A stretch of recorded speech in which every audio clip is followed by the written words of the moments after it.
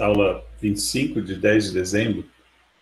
Bom, deixa eu começar ilustrando aqui uma aplicação dessas propriedades de funções no plano complexo que nós estamos estudando.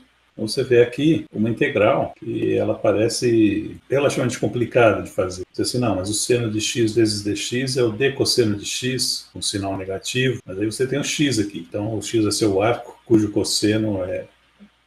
Você fica com dificuldade de achar um jeito de fazer essa integral, e você pode completar essa integral se você usar o método de resíduos. Vamos ver se a gente tem tempo de chegar, ou eu ponho na lista de exercício, com as dicas, né, claro, né, como é que eu vou fazer essa integral no plano complexo e conseguir completar uma integral que no fundo é real, tá? Então nós estamos explorando essa capítulo 8, parte 2. E nós estávamos na página 12, onde a gente começou a falar de integração por resíduos. Eu demonstrei, né, que a integral direta de uma função f de z sobre um caminho que contém uma singularidade z0, uma singularidade isolada, ela dá como resultado o resíduo, que é o a-1 da série de Laurent. Nós hoje vamos fazer os primeiros exemplos aqui. Aqui você tem o resultado, aqui no finzinho da página 12, quando você tem dentro do caminho de integração várias singularidades isoladas, você soma o resíduo de cada um delas, e alguns tipos de singularidade isolada, como polo simples, por exemplo, e outros tipos que eu vou mencionar, possivelmente a aula que vem, possivelmente ainda não hoje, elas permitem você também incluir essa soma aqui, as singularidades que estão sobre o caminho, ou seja, você pode escolher um caminho que passe sobre alguma singularidade se não tiver outro jeito. E a gente vai demonstrar que algumas singularidades, alguns tipos de singularidades, em especial os polos simples, permitem que você obtenha esse mesmo resultado somando metade do resíduo em vez do resíduo completo. É como se ele tivesse, o polo simples é como se ele tivesse, quando ele está em cima do caminho, é como se ele estivesse com um pé dentro de um lado do caminho e o outro do outro, ele contribui metade, se quiser. A gente vai mostrar isso aí, é a última anotação de aula, o último capítulo, né, a última parte 3. Aqui é uma sugestão de como que a gente chega no nosso resultado mais geral, que a gente tem várias singularidades internamente ao caminho, então basta somar a contribuição de cada um. E nós exploramos esse exemplo aqui, né, que já é o exemplo que a gente viu, que tem diversos polos simples nesse integrando aqui. Toda vez que o z é igual a k vezes π, onde k é um inteiro. Esse é um z que está no eixo real, tá? Um z real. Eu fiz um desenho no finzinho da aula já. Então, quando a gente passa um caminho qualquer e quer saber o resultado da integração sobre esse caminho, a gente deve simplesmente somar os resíduos do integrando, né, sobre as singularidades que estão aqui dentro, isoladas. Tá? Então, nesse caso do exemplo aqui, eu tenho que pegar todos os múltiplos de π inteiros que estiverem aqui, né, nesse trecho do eixo real que a circunferência seleciona. E aí eu vou calcular o resíduo dessa função aqui, em cada uma dessas singularidades que estiverem incluídas e somá-los. Veja como que a gente faz isso. Antes, só para comentar, aqui no caminho C2 não tem nenhuma das singularidades da função, porque elas são todas sobre o eixo real, tem infinitos polos simples, né, incluindo o zero, né, sobre o eixo real, então aqui não tem, portanto a integral sobre C2 é trivial, dá zero. Não tem nenhuma singularidade de nenhum tipo, nem isolada, nem não isolada aqui dentro. Então, voltando aqui, como que eu faço para calcular o resíduo? Bom, resíduo, a gente tem... Deixa eu avançar um pouco, porque a gente derivou uma fórmula geral para o resíduo, mas quando é polo simples, fica mais fácil. É essa fórmula aqui, ó. Não é uma fórmula difícil, apesar dela ter essa cara meio não simpática, ela envolve fazer derivadas de funções polinomiais, quer dizer, multiplicadas pela função aqui. Então, se você souber fazer derivação de produto e souber derivar a função que você está investigando, pode dar um pouquinho de trabalho se o polo tiver uma ordem muito alta. Como é que eu verifico se o polo... De que ordem que é o polo? Só para revisar isso aqui, do que a gente olhou nas aulas anteriores. Bom, eu multiplico por z menos z0 a n, onde z0 é a singularidade, e pergunto se o limite existe. Eu vou fazendo isso aumentando n.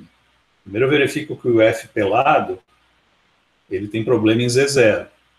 Ele diverge, ele não está definido em z0. Bom, então eu pego e multiplico por z menos z0. Se o limite aparecer agora, como a gente fez com 1 sobre seno de z, então você já pode parar e dizer que é um polo simples, ou seja, o n é igual a 1.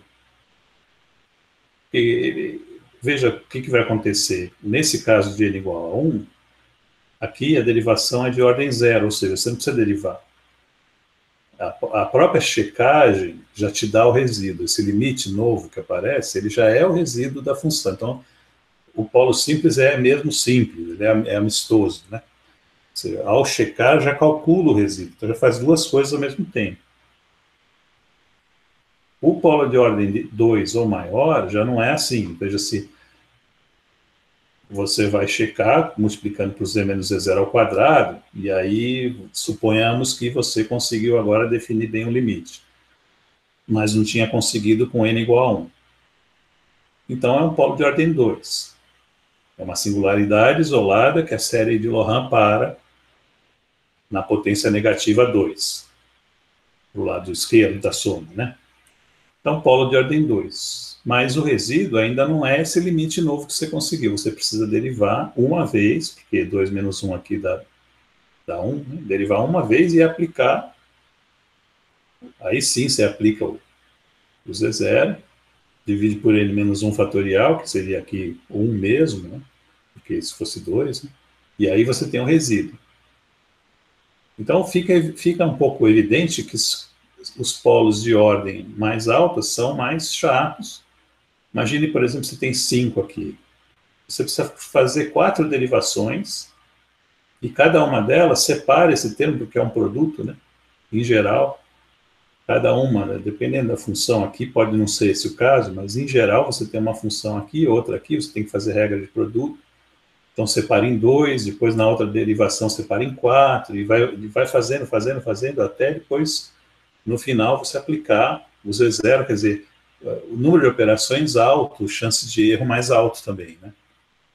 Então a gente gosta de polo simples, porque polo simples é uma brincadeira, né? Você faz, é o jeito mais gostoso de fazer as coisas, mas nem tudo é gostoso, né?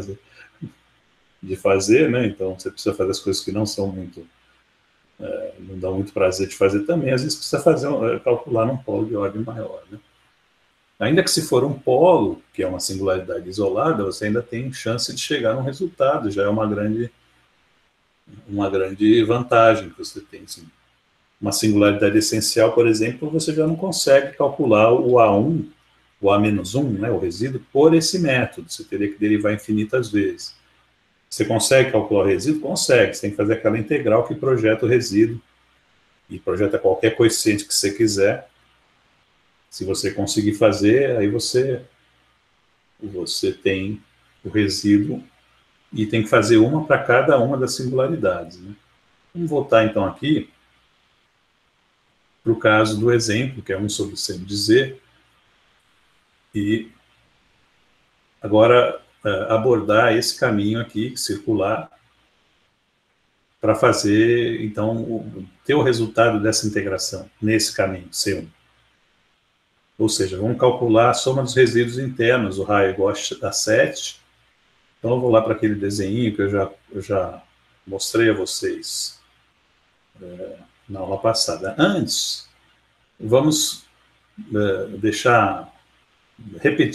reiterar, né, aqui que eu tenho dito que, como aqui é tudo polo simples, né, você tem que, a integral vai dar 2π vezes i vezes a soma dos resíduos, e o resíduo, lembra, nós fizemos esse limite, tá certo?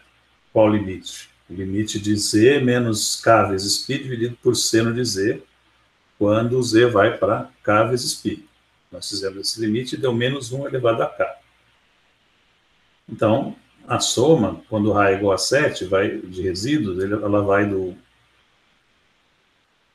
cobre os inteiros que vão ter pontos dentro daquela seção que a circunferência destaca. Vamos lá para um desenho que está mais à frente.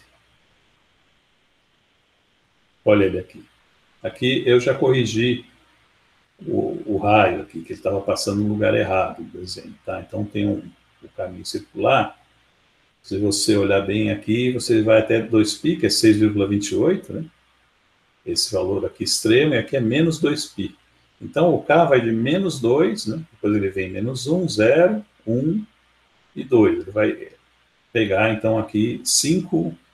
Tem 5 polos simples aqui nesse eixo que você tem que somar. Então, é uma soma. Vamos lá, voltar naquela página lá. Está aqui indicado, olha só. Soma de menos 2 no K até 2 de menos 1 a K. Vezes 2πi vai dar o resultado disso aqui, que é o resultado da integração nesse caminho.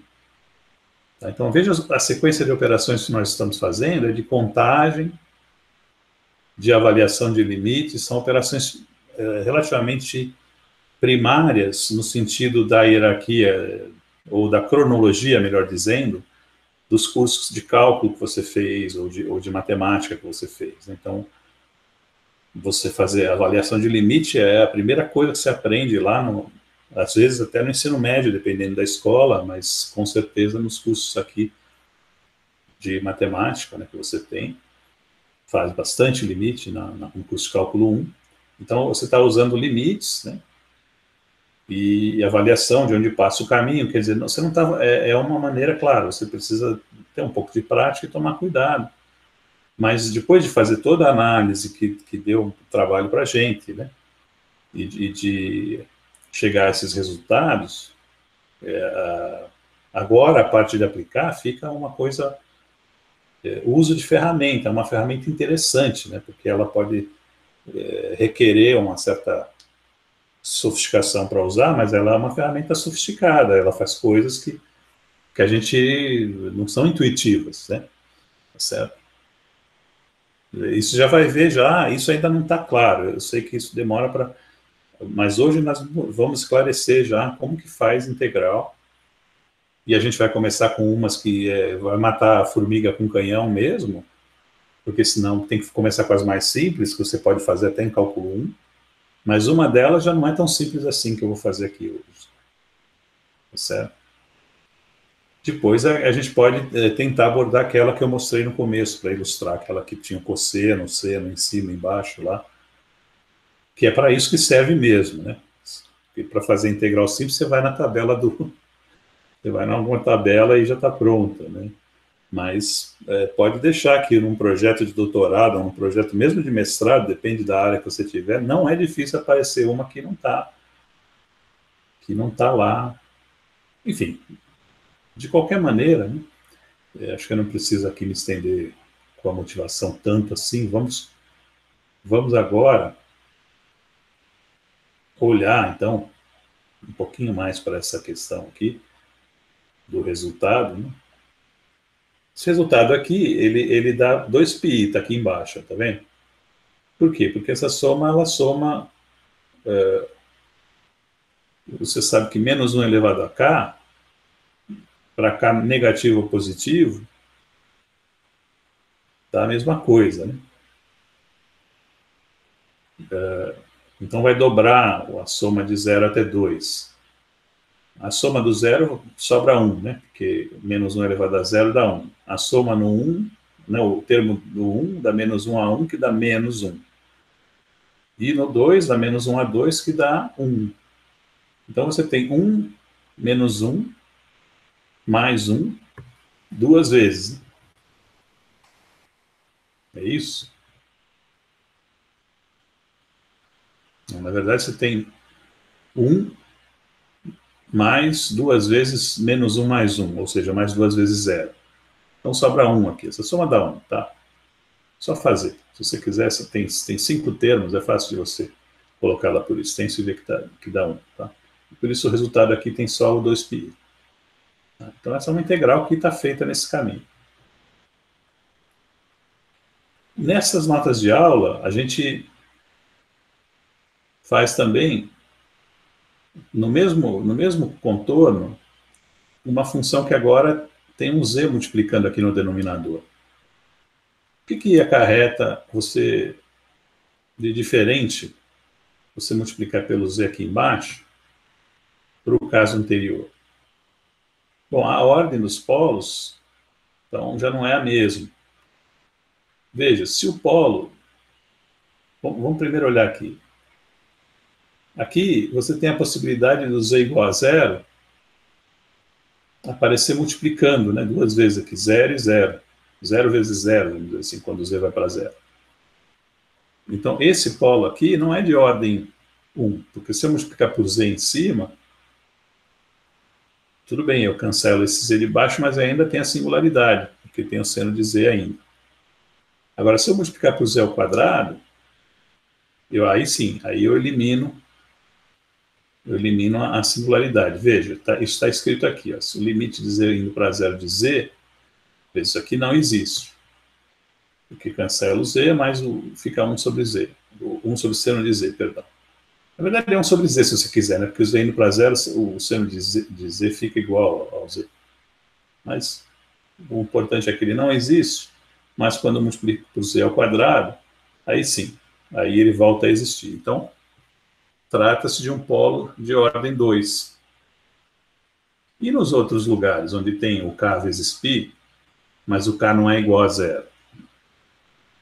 Bom, nos outros lugares, se o k não é igual a 0, o k vezes π também não é 0, então ele só zera o seno nessa função. Veja essa função aqui, 1 sobre z vezes seno de z. Se eu colocar k vezes π no z, se o k for diferente de 0, essa parte aqui não vai dar 0, mas o seno dele vai. Então, esses outros, todos os casos diferentes de 0, ainda são de ordem 1. Ainda são polos simples, porque eu vou eliminar novamente só com o z, como eu fiz antes, já que ele está tendendo por uma constante aqui, não para o 0, o z. Mas por estar no argumento do seno, ele zera essa parte de baixo via seno, via o seno, a função seno aqui. Então eu tenho um polo de ordem 2 na origem, e todos os outros polos ainda sendo de ordem 1, mas possivelmente com resíduos diferentes, porque a função é diferente. E nós vamos avaliar isso aqui. Ó. Primeiro, a gente vai fazer, deixa eu ver como é que eu fiz aqui, o n igual a 1. O n igual a 1 você tem que refazer, né, porque o polo vai dar diferente um pouquinho. Então, basta multiplicar pela função que elimina a singularidade. Então, k diferente de 0 é simplesmente z menos kπ. Multipliquei e apliquei onde tem o problema, que é em k vezes π. Se você fizer o limite, esse limite aqui, ele dá esse resultado aqui, menos 1AK dividido por Kp. Então sobra o Z aqui, tá? Se dá com o mesmo limite de antes, que era o Z sobre seno de Z, e aí sobra a constante de K vezes π aqui. É meio fácil de ver que dá isso, tá? Esse cara aqui, ele vai para um valor finito, esse cara que está multiplicando aqui, tá? No denominador, ele vai para um valor finito, que é K vezes π, e a razão aqui em cima vai para o que ia antes, que é menos 1AK.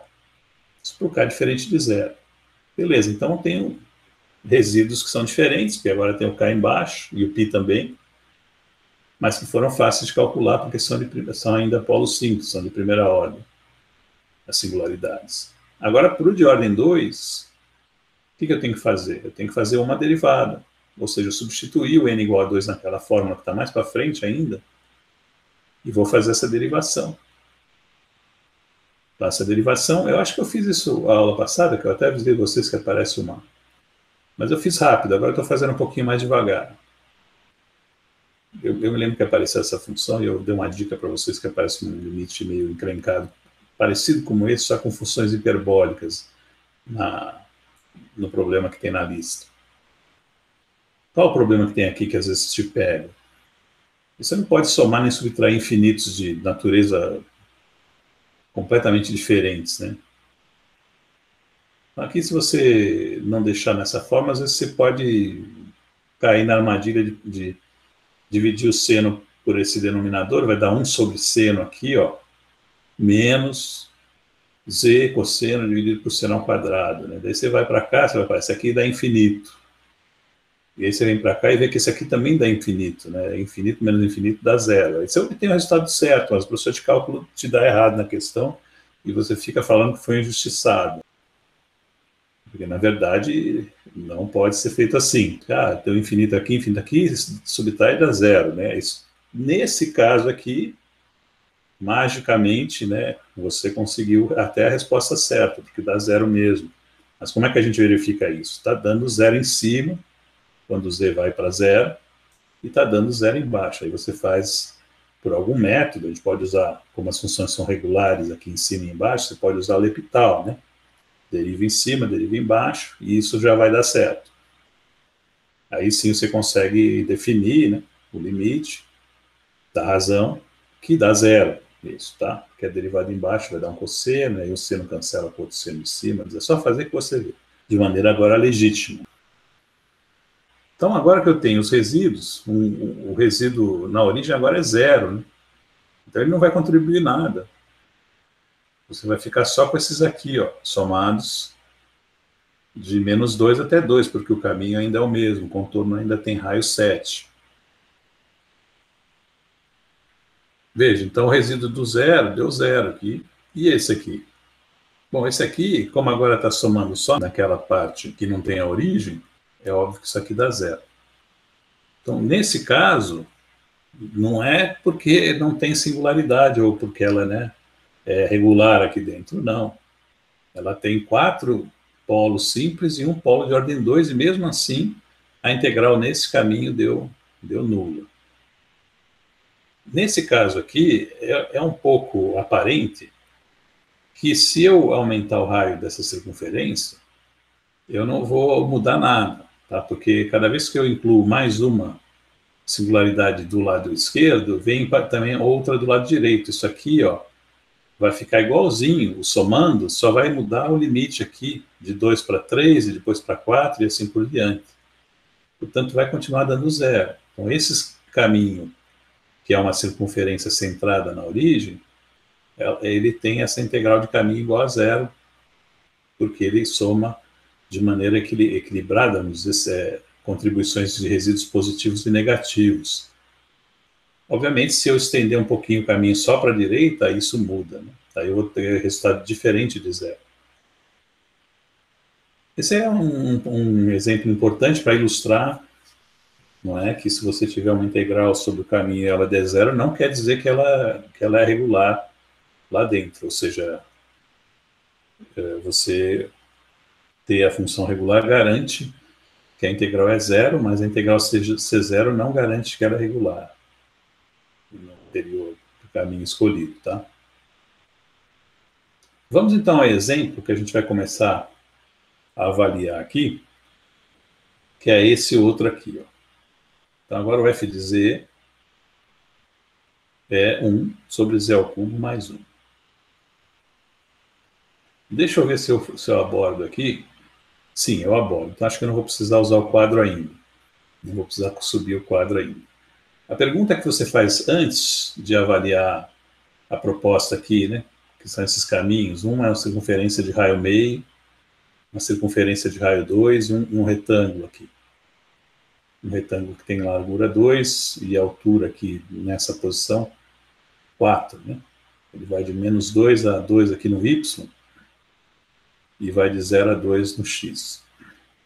Então, a pergunta que você tem que fazer é onde é que estão as singularidades, se existem, e onde é que estão as singularidades dessa função f de z, em que pontos do plano aqui, caso existam, né? Tem branch cut? Não tem. Função que tem branch cut fica evidente. Normalmente você tem uma raiz, um logaritmo em algum lugar escondidinho. Polinômio, inverso de polinômio, não tem branch cut, tem singularidade isolada. Tá? Então, essa aqui, onde vai ter nas raízes disso aqui, né? Quando isso aqui for igual a zero. Polinômio que está no denominador, quando ele zerar, tem. Quais são as raízes? Tem uma raiz lá no menos 1, né? As complexas vêm aos pares, qualquer polinômio de qualquer ordem, né? Se tiver uma complexa, tem duas complexas.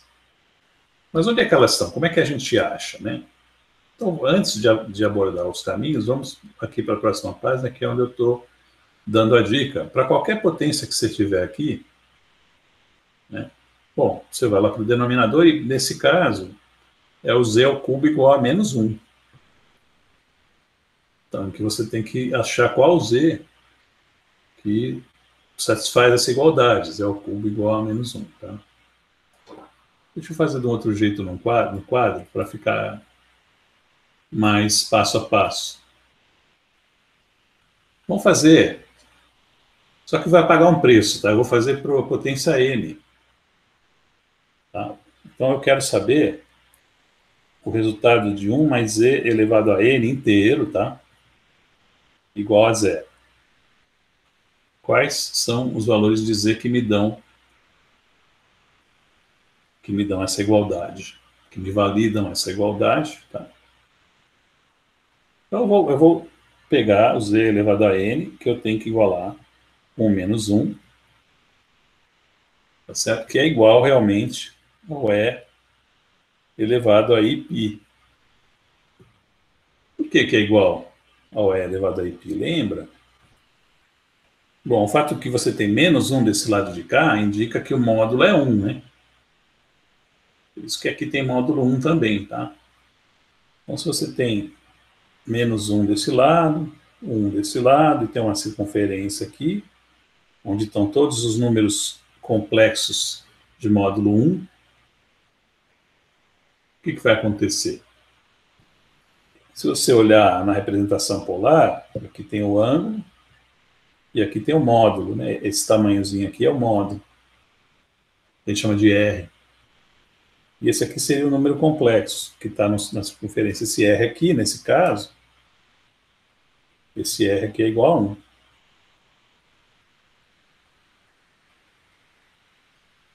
Θ pode ser qualquer. Θ pode ser qualquer. Então, se você que θ igual a 0 e θ igual a π aqui. Θ igual a π dá o menos 1. Tá certo? Muito bem.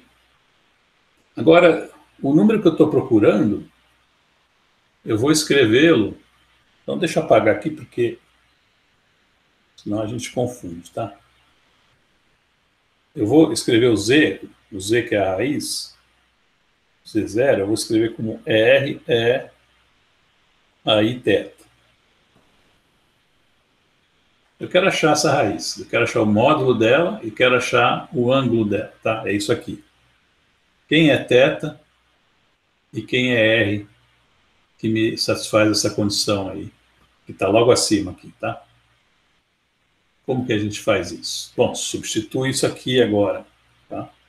tenho R a N. Deixa eu apertar um pouquinho aqui, porque o quadro é pequeno, e quanto menos a gente alterar o ritmo da exposição por questões que não são de conteúdo, melhor. Então, elevando o Z0 a N, eu obtenho esse primeiro lado esquerdo aqui. Em vez de eu igualar nessa representação, escrevendo -1 da maneira mais convencional, eu escrevo -1 dessa maneira, porque daí eu já consigo ver o que está do lado esquerdo também.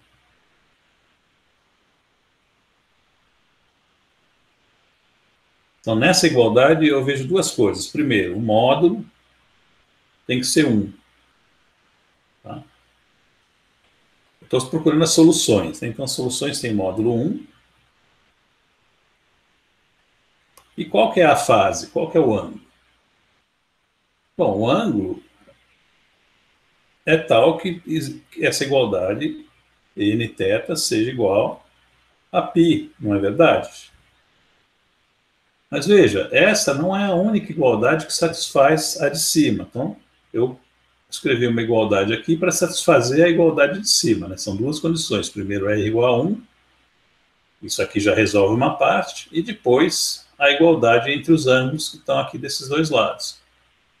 Entretanto, essa igualdade não é satisfeita só por essa aqui de baixo. Você pode adicionar um múltiplo de 2π, não é verdade? Um múltiplo de 2πk inteiro.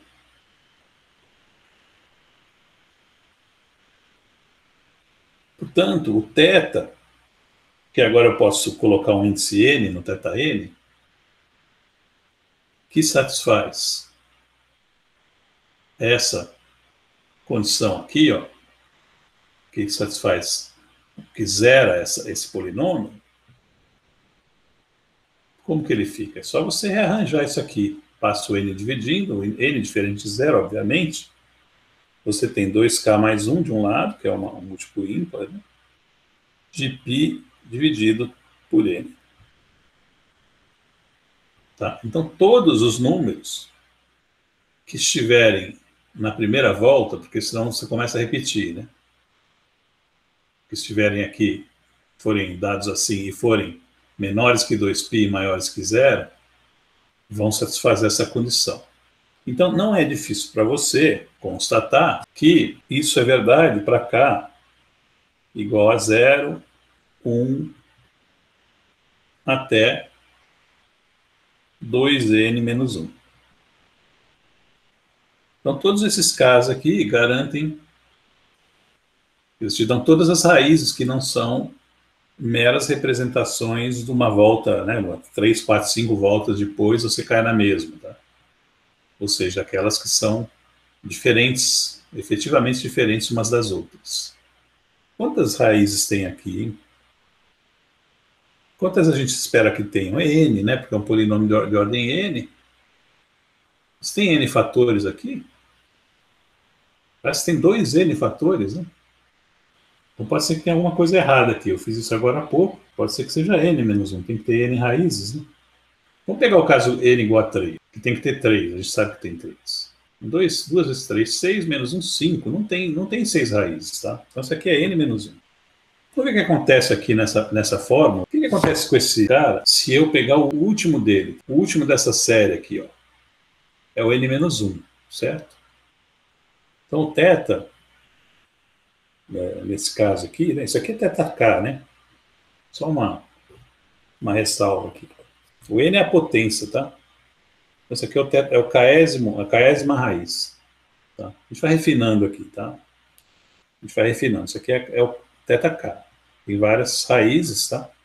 Tem n raízes e cada uma delas indexada pelo seu respectivo k aqui. O n é a potência que já é dada lá no começo.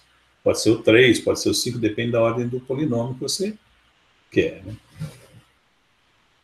O caso 2 é meio trivial, né? Porque o caso n igual a 2 aqui, quais são as raízes?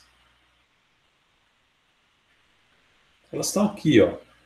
quando o z ao quadrado, tem o i e o menos i.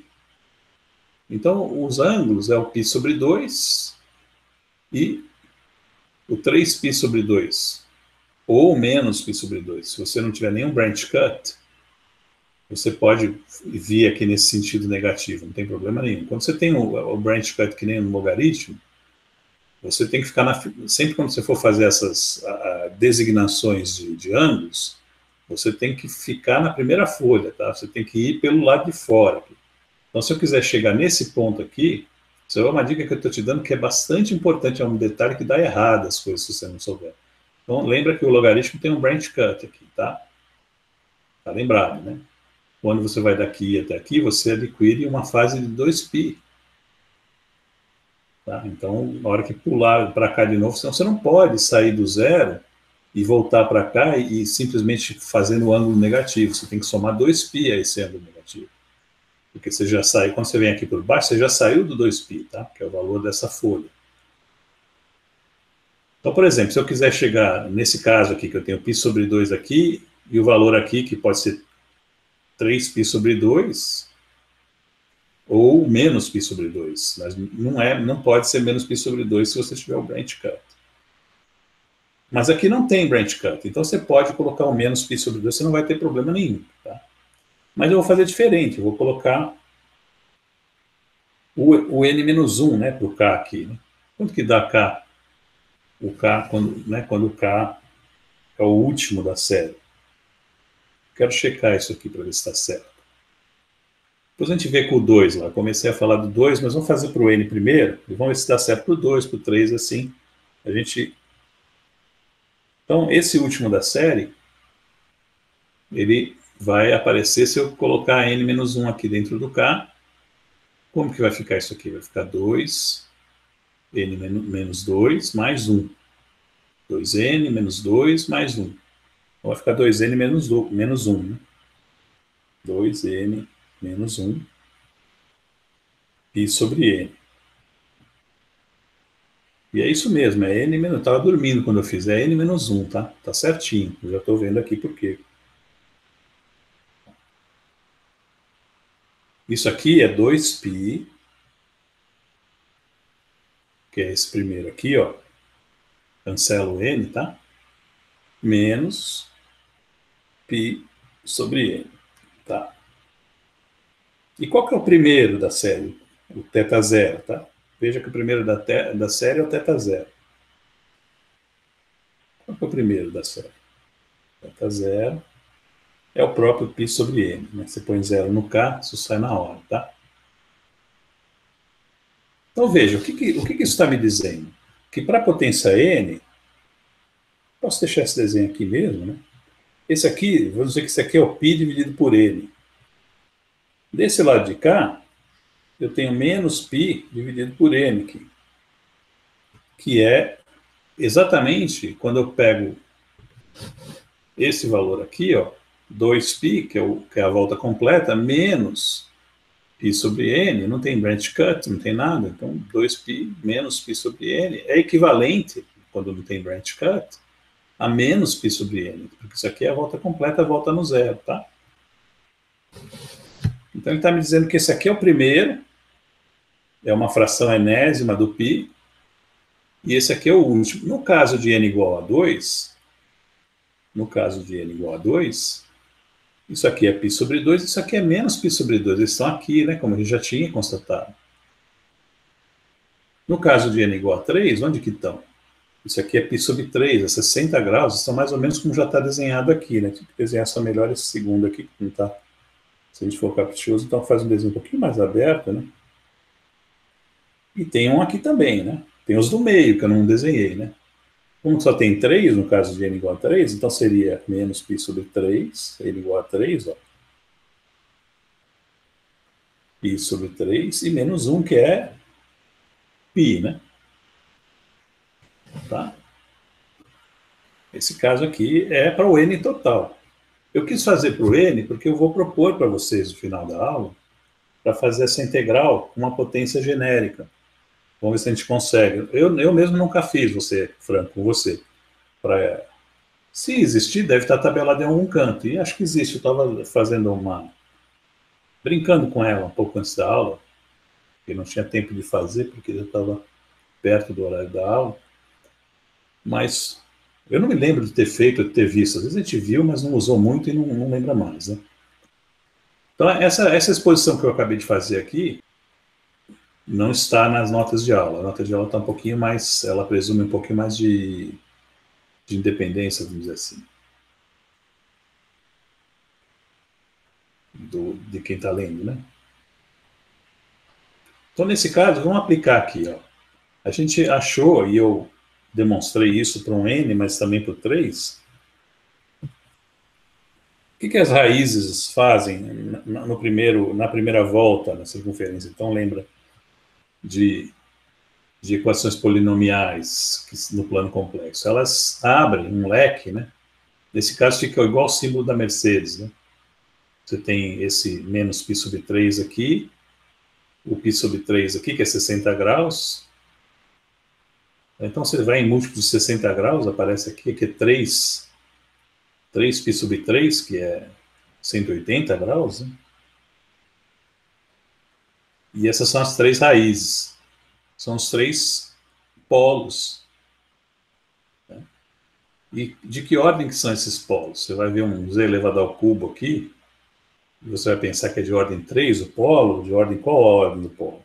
Nesse caso, você pode escrever, já que você tem as 3 raízes, e também o coeficiente do Z3, que é 1, você pode escrever um polinômio dessa forma fatorada imediatamente, né?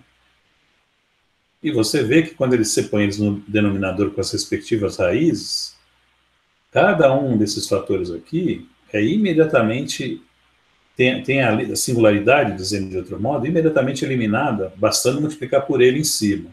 Então são 3 polos simples, são 3 polos de ordem 1 mesmo. Se eu multiplicar por z mais 1, eu elimino a singularidade em z igual a menos 1. E assim para as outras também, que estão aqui no denominador. Tá? Para ver que é polo simples, eu nem precisei calcular o limite, né? Agora, eu quero calcular os resíduos, porque para mim é interessante. Para calcular os resíduos, precisa substituir, né? Então, o resíduo do menos 1, que está aqui, ó, a gente obtém multiplicando por z mais 1 e depois substituindo no z o valor que é menos 1, né? Então, essa integral aqui deu zero, porque você vai lembrar aqui no desenho que o C1 é um caminho que tem raio 2, tem raio meio, perdão. Se ele tem raio meio, todas essas 3 raízes estão na circunferência de raio 1. Então, elas estão exteriores aqui a esse caminho C1. Portanto, a função é completamente irregular aqui dentro da região interna ao contorno, e então você já sabe que ela dá zero, sem toda essa análise que fez aqui, não precisava nem fazer nada. Certo? Já no C2, que tem raio 2, veja, vamos voltar lá no desenho. Tá vendo? Você tem que somar as 3, porque elas estão todas aqui na circunferência de raio 1. Tá? Então, você tem que somar as 3. Tá? Basta somar os números que você obteve. O que a gente vai fazer agora, que é mais interessante, tá? E veja que eu já acabei essa anotação e a gente iria agora para a parte 3. Tá? A parte 3, ela vai cuidar justamente dos casos em que a singularidade está em cima do contorno. Isso aí não vai ser assunto ainda para hoje, tá? Porque também já é uma sofisticação, né? Importante, tá? Porque não é incomum, aliás, é bastante comum que a singularidade caia em cima do contorno que mais convém e o único que convém, por muitas vezes, tá? Então, se você vai fazer, por exemplo, em teoria de campos, que você vai ter que calcular a função de Green, por exemplo, é sempre para fermions, né? Sempre você tem os polos que te interessam, que são as energias do sistema, tudo em cima do contorno, que é o único que te interessa também. Tá certo? Então, o que você vai ver nesses livros de física é que o pessoal deforma, né? Em vez de deformar assim, o caminho, ele faz o que é exatamente equivalente, que é, deixa eu mostrar o desenho aqui para você ver, que é puxar a singularidade para cima. Tá? Ele tira do caminho por um delta que é infinitesimal, É a mesma coisa que deformar o caminho, é a mesma coisa, equivalente, porque depois você vai fazer esse delta tender a zero. Então tem considerações a fazer que a gente vai fazer na próxima aula, e eu vou falar de um conceito importante, que é o valor principal de Cauchy, que aparece bastante, tá? Assim, inclusive vai ter uma reconciliação com a função delta de Dirac aqui, ó, tá? Uma maneira simbólica de expressar essa função aqui, que aparece muito em física, tá? Essa razão aqui, parece uma razão boba, né? Mas ela aparece bastante, tá? Se você fizer o produto dessas duas aqui, aqui tem o sinal menos e o mais, você vai ter o que o pessoal chama de Lorentziana, né? Que são os quadrados aqui, então é uma curva em forma de sino que aparece bastante. Vamos obter uma integral real usando esse método. Deixa eu subir o quadro aqui, porque isso não está nas notas de aula. Os complementos que tem lá, você tem acesso no drive da disciplina, está linkado na página lá do professor. Nos complementos tem listas de problemas e acho que exemplos também, que são copiadas de livro, tá? Salvo alguma falha de memória, são cópias que estão lá de páginas de livros com exemplos para fazer e tudo. Vamos supor que eu quero avaliar a seguinte integral. Integral real, tá? Justamente usando essa função que a gente estudou antes, porque ela já está com os polos e os resíduos todos frescos na avaliação que a gente fez antes, agora. Eu quero fazer essa integral real. E, bom, na verdade, é o que eu falei antes, né? Isso de certa forma, isso aqui é matar formiga com canhão.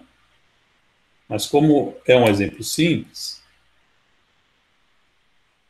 a gente vai fazer, tá? Eu não quero que você fique com a sensação de que isso não serve para nada, né? Porque como é que você faria essa integral aqui? Lembra que eu separei, só para dar uma dica de como você faria, de uma maneira bem mais simples, não precisa estudar nada disso. Lembra que a gente tem as três raízes, né? Então, aqui o método, o pessoal chama às vezes de frações parciais. Você decompõe esses dois primeiros, depois decompõe, né, vai dar 2 a 2, e aí descompõe cada um deles, né? E aí vai dar tudo logaritmo, né? Vai dar tudo 1 sobre alguma coisa, né? Daí você aplica os limites e tal. Mas tem várias coisas que podem te perturbar o cara que é um pouquinho mais cuidadoso com a matemática nesse método. Primeiro, duas dessas raízes são complexas. Você vai enfiar aí sem permissão, sem pedir permissão nem nada, vai chegar enfiando um número complexo no meio dos reais aqui, por tua conta, né? E não se preocupa, porque foi exatamente isso que eu fazia sempre. Né?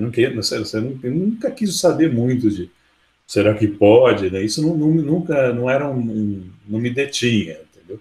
E você vai embora e vê onde que dá, né? Que isso é basicamente o que faz o físico, né? Ele enfia lá uns números complexos, se pode ou não pode, depois alguém vê, né? E dá certo nesse caso. Dá certo porque todos os complexos acabam virando senos e cossenos, e vira tudo real de novo, tá certo? E vai dar o resultado correto. Um pouquinho de trabalho separar essas coisas aqui.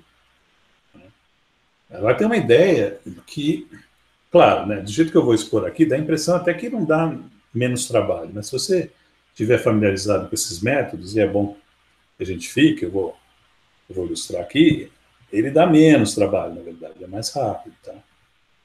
Só que eu vou fazer aqui dando a impressão que não, tá? E é claro, ele não serve para matar esses problemas que você mata tão rápido assim. Mas é que o exemplo é simples no caso, tá? E os polos estão na mão. Então vamos fazer isso aqui mesmo. Como é que eu faço?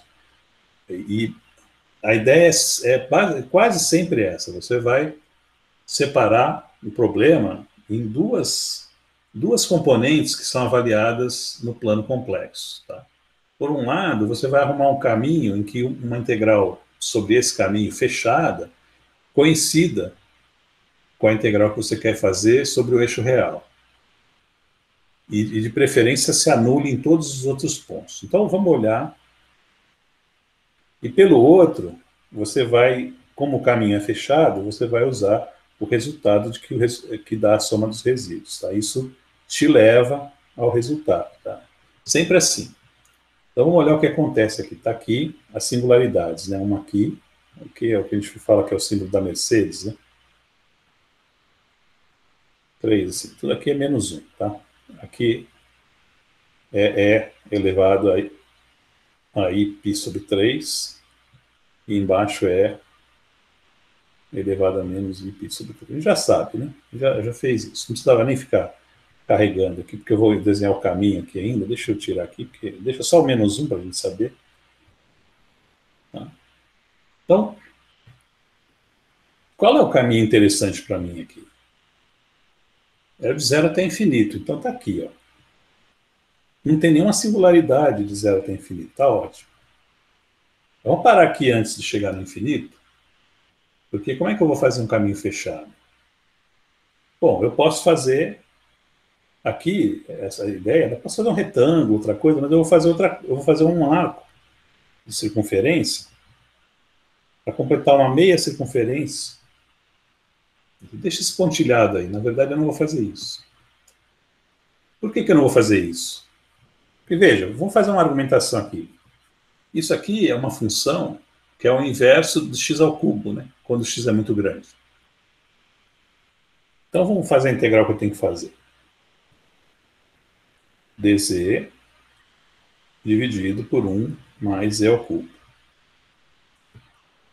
Essa é a integral que eu quero fazer. Essa integral, num caminho que passa aqui, ó, que passa aqui nessa parte, coincide com a de cima, tá? Então, beleza, esse é o meu ponto de partida para escolher o caminho.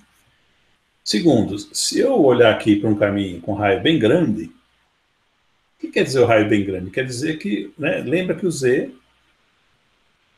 Então, vamos chamar de R grande aqui, ó, R grande, nesse trecho. O z, nesse trecho, que eu estou mantendo o R constante, porque é um arco de circunferência, ele é R, que é constante, é aí θ. Mas veja, isso aqui oscila, né? Tem o cosseno mais I seno aqui. Então é limitado, ele nunca diverge isso aqui. Se eu fizer o R crescer, isso aqui vai para o infinito, com um R, né?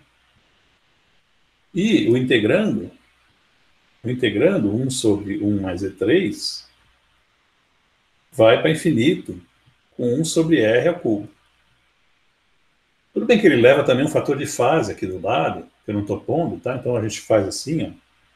Normalmente a gente faz isso aqui para indicar comportamento, né? Então o comportamento disso aqui, quando o R é grande, nesse trecho do caminho, é 1 sobre um R enorme, né, elevado ao cubo. Então ele vai para zero. O integrando vai para zero. Se eu chutar esse R lá para infinito, eu já obtenho duas coisas interessantes. Primeiro, esse trecho aqui, que vai só até aqui, ele vai coincidir com o trecho que eu quero.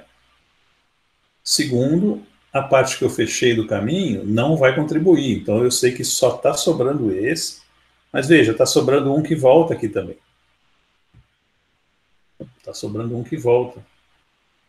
E eu não quero isso aqui. Para começo de conversa, ele passa em cima de um polo, que dá para... Isso aqui dá para a gente lidar, como a gente vai ver a aula que vem, mas ainda não sei, e não vou precisar nesse caso. Então, a ideia aqui é tentar voltar por um ângulo, sei lá, um ângulo que esteja aqui assim, ó. Vamos por aqui, ó. Esse θ aqui, ó. Então, eu vou pelo θ igual a zero e volto pelo θ que não é zero, mas que também não é π. Certo? Então, deixa eu apagar para abrir mais espaço aqui, essas considerações que eu fiz aqui, porque, tudo bem, essa parte aqui pontilhada, ela já dá zero mesmo, porque o integrando se anula aqui.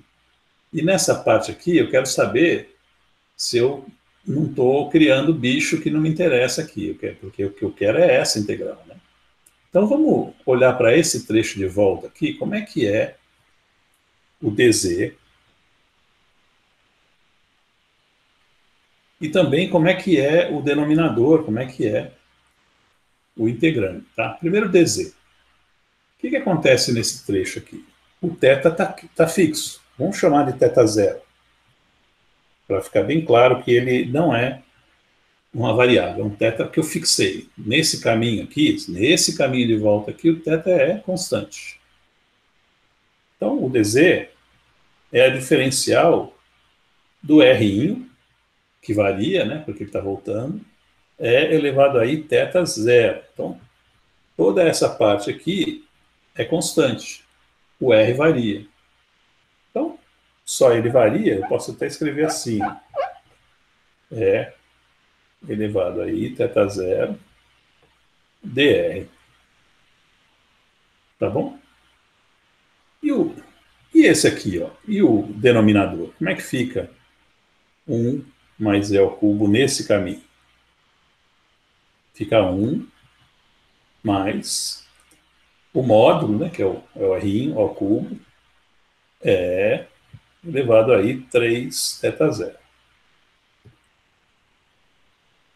E qual que é a variação do R? O R vem de mais infinito até zero.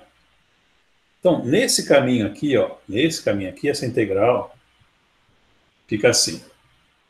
Integral vem de mais infinito até zero. Para inverter os limites, você só põe o sinal menos aqui, mas deixa assim por enquanto. O dz, que está em cima, ele fica assim, ó,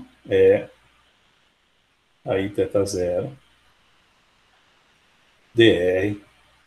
Então, agora a variável de integração é o próprio raio, né, que é a única coisa que está variando ali naquele trecho, dividido por 1 mais r ao cubo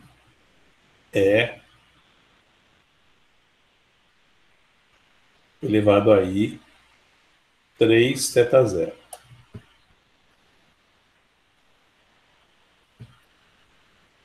Ficou assim essa integral.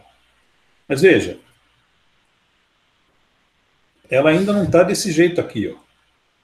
É uma integral real, né? Ou pelo menos proporcional a uma integral real, como vai ser o caso aqui. Esse fator aqui de cima eu posso tirar da integral. Eu posso colocar ele do lado de fora, vamos fazer isso. Aí, θ zero. E veja, eu estou deixando esse θ zero para escolher agora no final. Porque a integral, e vou colocar o menos aqui também, e vou inverter esses limites, que está feio, né? Esse de mais infinito até zero. Zero até infinito. Agora, se você olhar para cá e olhar para a integral, que é a que eu quero, a única diferença é um fator aqui que está, como é que se diz, atrapalhando, né? Você relacionar diretamente com a integral que você quer, tá? Tem o x ao cubo, tem o x aqui, dx, que no caso aqui está sendo chamado de r, mas é uma variável muda, porque está sendo integrado, mas tem esse fator aqui que não está deixando eu relacionar ela com a que eu quero. Mas veja, o que eu posso fazer com esse θ zero? Eu posso escolher de maneira que esse fator seja 1. Então, se eu escolher o θ zero igual a 2π dividido por 3, esse 3 cancela, fica 2π aqui, elevado aí 2π dá 1. Então, se eu fizer o θ zero igual a 2π sobre 3, aí sim, aí eu fico, né, com... Eu posso escrever aqui, ó, vamos escrever aqui embaixo, isso aqui, ó, vai ficar com, menos aí elevado a 2π sobre 3, elevado aí 2π sobre 3, né, porque eu escolhi o θ zero igual a 2π sobre 3, vezes a integral de 0 até infinito. Bom, como é que vai ficar? Aqui vai dar 1. E o r é a variável de integração, posso chamar de x, né? Vai ficar igualzinho mesmo. Né? Tá? Então é interessante, porque agora eu tenho A mesma integral aqui e no outro caminho aqui, ó. Tá? Vamos chamar essa integral de I, que é o resultado que eu estou buscando, tá? E vamos colocar isso no gráfico, que eu acabei o resultado aqui no gráfico. Aqui, nesse trecho aqui do caminho, quando eu chutar o R para infinito, que eu quero mesmo, né? Eu vou ter um caminho fechado assim, ó. Nesse trecho, eu tenho a integral I que eu quero. Nesse trecho aqui, eu tenho E, ou menos E, né? Menos E aí, 2π sobre 3 vezes o I. E nesse trecho aqui, eu tenho zero. Mas eu estou com uma integral fechada e tem uma singularidade lá dentro, isso é importante. Isso é importante, tem uma singularidade lá dentro, portanto a integral não dá zero, ela dá a soma dos resíduos. No caso é um resíduo só. Tá? Então, essa integral aqui, vamos colocar aqui, ó, ela deu a soma de I, mais a soma desse fator vezes I aqui, mais zero, que está lá, no caminho fechado. Então eu posso expressar ela assim, ó, igual, né? Então, nesse caminho que eu escolhi, esse resultado aqui, sobre esse caminho C aqui, agora C é esse aqui, ó. Fica assim, ó, 1 menos E elevado a I 2π sobre 3 vezes a integral que eu quero. Beleza. Então, já tem a integral que eu quero de um lado. Pelo outro lado, como eu te disse, a gente vai dividir sempre, quando fizer usar esse método, vai dividir o problema em duas partes, que são de avaliação dessa integral, né? Uma relaciona essa integral com o resultado que eu quero, você tem que ser espertinho para fazer isso, porque é uma engenharia de escolha de caminho e também de deixar um polo lá dentro, porque você não quer que dê zero, você quer... Tá? Então tem uma engenhariazinha, isso aí você fazendo vários exercícios, você vai pegando o jeito. E pelo outro lado, é o que a gente já sabe, é o resultado mais reiterado até agora, que é que eu posso dizer que isso aqui, nesse caminho, vai dar a soma do 2πi vezes a soma dos resíduos dessa função. Mas a soma dos resíduos dessa função é de um só, né? Nesse caso, qual que é esse número que está aqui? Esse Z0 aqui, esse resíduo, ele é calculado no E elevado a I π sobre 3. Então, quanto que dá? Bom, a gente fez, né? Vamos lá ver. Vamos lá ver nas notas de aula. Cadê o resíduo? Então, eu vou escrever aqui no quadro e já vou mostrar ele escrito, tá? Veja que é um resíduo só. É 2πi vezes esse cara aqui, tá? Não tem soma porque só tem ele lá. Então, eu vou escrever aqui e daí eu levanto o quadro, senão eu não consigo copiar aí esse resultado, tá? Então, eu vou voltar o quadro aqui para cima e a gente vai ver se ele já é escrito. Vamos levantar um pouquinho, né, para ver a relação completa, veja que está aqui. Então, a gente usou duas informações, uma foi engenheirada, vamos dizer assim, no desenho do caminho, e outra é mais protocolar, né? Você segue o fato que isso aqui sempre dá a soma dos resíduos dentro do caminho, e agora tem o resultado. Se eu igualar essas duas, só sobra o I que eu não conheço, que é a integral que eu quero avaliar. E aí você precisa manipular isso aqui, tá certo? Você precisa manipular isso aqui para chegar no resultado. Claramente, isso é tudo consistente, porque a gente usou relações consistentes. Então, se a gente não cometeu nenhum erro, esse I vai ser real, ele é um número real, tá? Ou seja, esses números complexos que tem multiplicando aqui e no outro lado da igualdade vão acabar gerando um i real. O resultado é... Eu não tenho esse resultado nas notas de aula, mas se eu... Só para você que gosta de encerrar com o resultado, né, eu estou abrindo aqui um outro texto que ela está feito. O resultado dá 2π sobre 3 raiz de 3. Tá? Então vamos colocar aqui que o i, só para finalizar, né, isso aqui leva ao i igual a 2π sobre 3 raiz de 3. Não vou fazer aqui agora. Não vou fazer agora, já são 9h23. E eu tenho o desejo de encerrar até mais cedo, até com 1 hora, mas estamos com 1h20.